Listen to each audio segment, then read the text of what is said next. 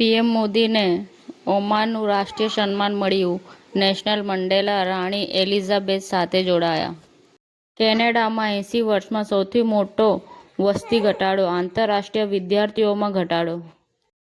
NAREDCO property ફેસ્ટમાં અમદાવાદના 500થી વધુ પ્રોજેક્ટની રજૂઆત થશે.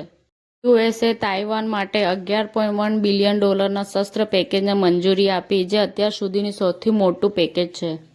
રાષ્ટ્રપતિ ભવનમાં બ્રિટિશ અધિકારીઓના ચિત્રો પરમવીર ચક્ર વિજેતાઓથી બદલવામાં આવ્યા.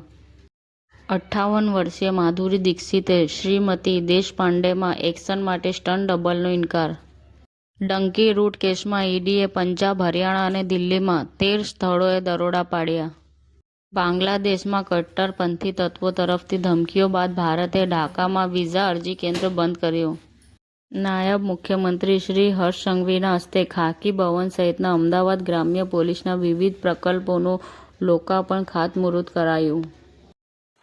સમાચાર ટુડે ન્યૂઝ ચેનલની ટીમ અને જે સત્ય છે તે જ બતાવશે. આપ જોતા રહો સમાચાર ટુડે ન્યૂઝ ચેનલ. ગુજરાતની ધરતીનું ગુજરાતીઓ માટે જ, એટલે કે સમાચાર ટુડે ન્યૂઝ. અમારી સમાચાર ટુડે ન્યૂઝ ચેનલને લાઈક કરો, શેર કરો અને સબસ્ક્રાઇબ કરો અને જોડાયા રહો સમાચાર ટુડે ન્યૂઝ ચેનલ સાથે.